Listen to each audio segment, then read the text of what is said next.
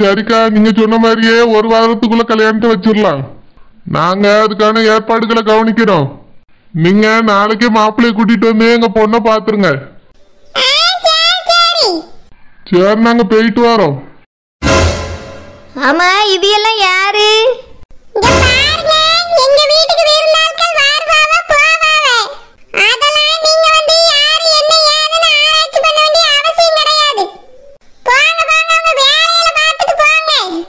ஏக்கா, இவங்க 2 பேரும் யாரு?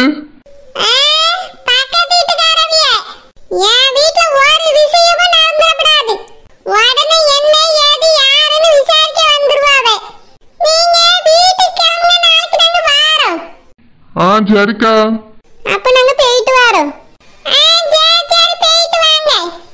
எதுக்கு அவிய இருக்கும்போது இப்படி சொல்றியே? நாங்க உங்க வீட்டுல வந்து ஆராய்ஞ்சிட்டு வையாம கேட்டுட்டு தான் நிக்கோமா? நீங்க இப்படிதான் 4 ஆள் வந்திருக்கும் போது யாரு என்னன்னு வந்து கேப்பீங்களோ? அதுவும் வந்திருக்க ஆளு முன்னாடி வச்சு ஏன் கேட்டா என்ன? நாங்க மட்டும் என்ன வேற ஆட்களாக்கும்? அதுக்கு அப்படிதான் சொல்லுவீங்களோ, ஆராய்ச்சி பண்ண வந்துருவாவ அப்படி இப்படின்னு. நீங்க தானே உங்க மகனுக்கு ஒரு வாரத்துல பொண்ணு பார்க்க போறேன்னு சொன்னியே. அதாவி யாரு என்ன ஏதுன்னு விசாரிக்க வந்தோம். குழந்தை உங்க வீட்டுல இத்தனை நாளா இருந்திருக்கா, அவளுக்கு இவி யாருன்னு தெரியல, புது ஆட்களா இருக்காவ. அம்மா, யார் அவிய?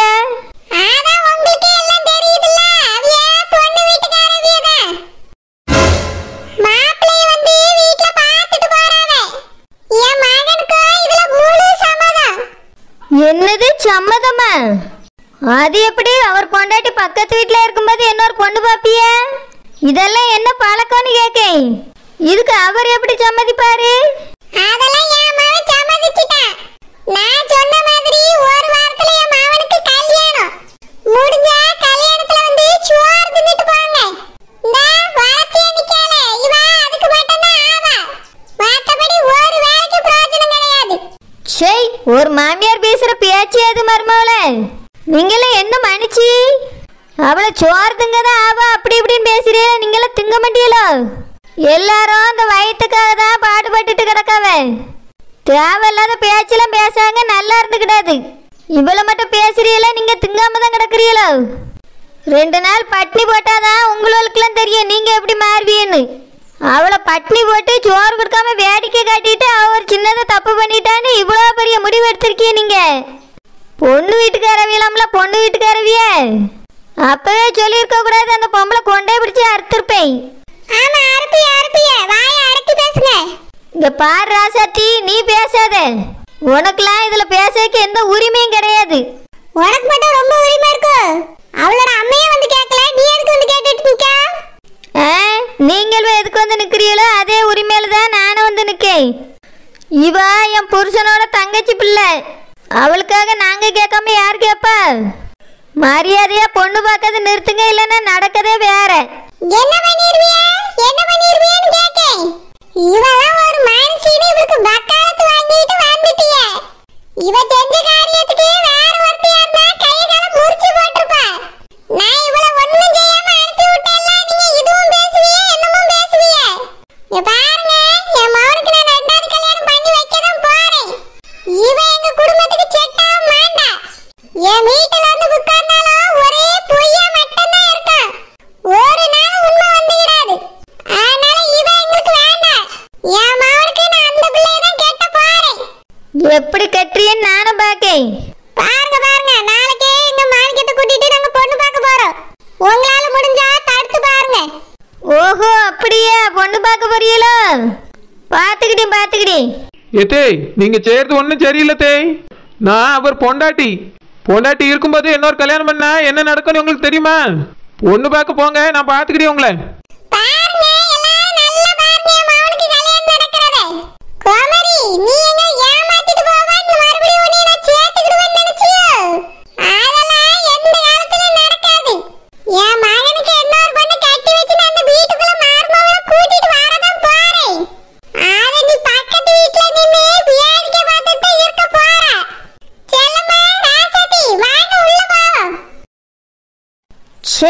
என்ன பொம்பளை இதெல்லாம்? மருமவ ஏதோ தெரிஞ்சு தெரியாம ஒரு தப்பை பண்ணிட்டா. மன்னிக்க மனசு இல்லைனாலும் இப்படி மாப்பிள்ளை பாக்குற பொண்ணு பாக்குறேன்னு இளையிறது என்ன நியாயம்? இதெல்லாம் என்ன மனுச்சி? நான் இந்த பொம்பளை சும்மா விட மாட்டேன். எப்படி பொண்ணு பார்த்து மகனுக்கு கல்யாணம் பண்ணி வைக்குதுன்னு நானும் பார்க்கேன். குழந்தை நீ வருத்தப்படாத, நான் இருக்கேன் உனக்கு. எத்தே என் மேல இருந்து கோவத்துல அவரும் ஒத்துக்கிட்டாராம். பொண்ணு பார்க்கறதுக்கு நாளைக்கு போறாராம். அதான் எனக்கு ரொம்ப கஷ்டமா இருக்குதே. ஆமா போவான் நல்லா போவான். பொண்டாட்டி நீ குத்துக்கல்லு மாதிரி இருக்கும்போது இன்னொருத்தி காலத்துல அவன் தாலி கட்டிடுவானோ இல்ல கெட்ட விட்டுட்டு வேடிக்கை தான் பார்த்துருவோமா? இந்த அகிலாண்டேஸ்வரியா நானும் பார்த்துறேன். ஆளாத நீ முதல்ல பாப்பா உங்க அம்மாட்ட சொல்லுவான்.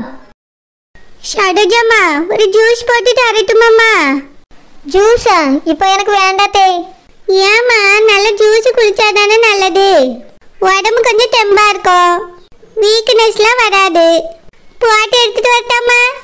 இல்லத்தே இப்போ எனக்கு ஜூஸ் குடிக்க பிடிக்கல. எனக்கு துணி நிறைய சேர்ந்து கிடக்கு, நம்ம துணி துவைக்க போறேன் தே.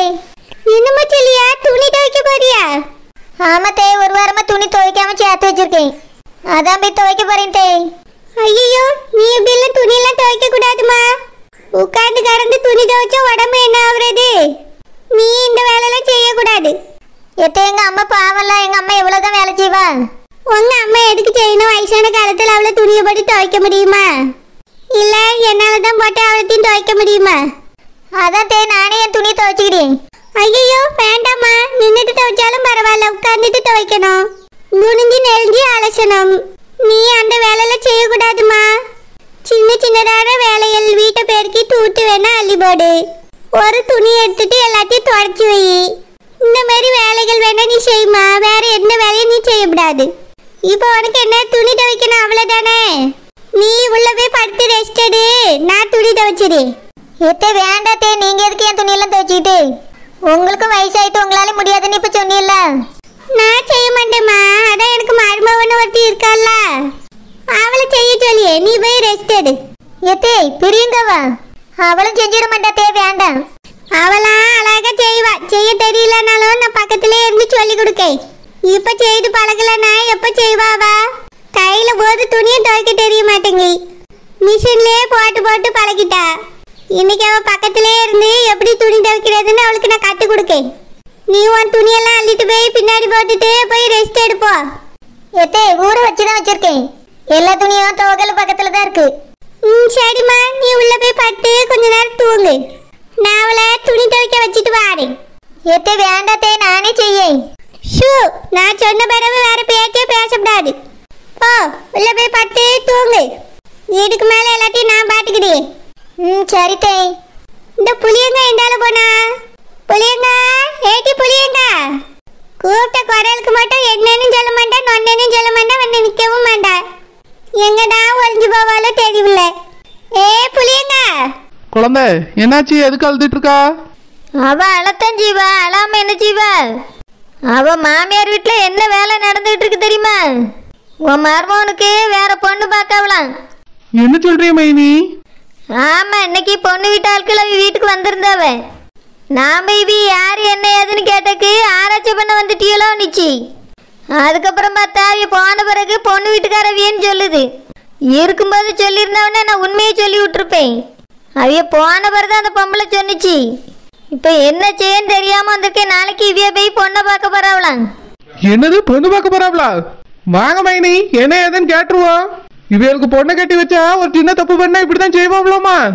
அந்த அம்மாவுக்கு பொம்பளை பிள்ளை இல்லல்ல, அதான் இப்படி எல்லாம் ஆடிட்டு தெரியுது. வாங்க மைனி, இப்பவே என்ன ஏதுன்னு கேட்டுட்டு வந்துருவோம். நானே எல்லாம் நல்லா கேட்டுட்டு தான் வந்திருக்கேன். ஒழுங்கான பதில அந்த அம்மா எங்க சொல்லுது? கல்யாணம் ஒரு வாரத்துல முடிச்சு வைப்பே, வந்து சோத்த தின்னுட்டு போங்கன்னு சொல்லுது.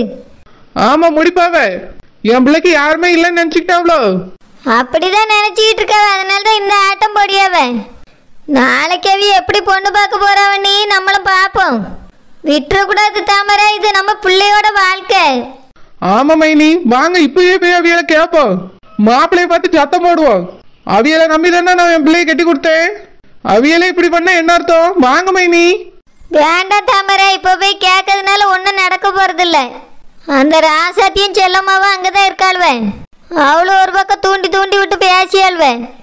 அதனால விடிய டைவியல நாளைக்கு பார்த்துக்கிடுவோம். சரி மைனி.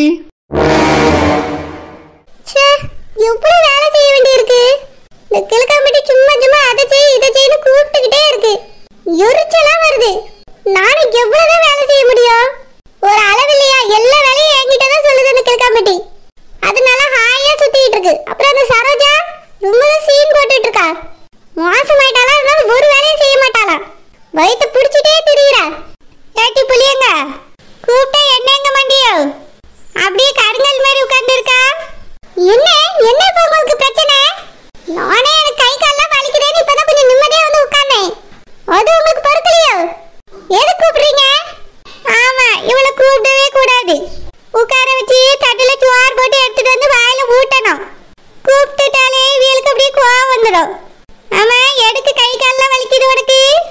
இந்த வீட்டை வேலை செஞ்சு செஞ்சுதான் கை கால்லாம் வலிக்குது.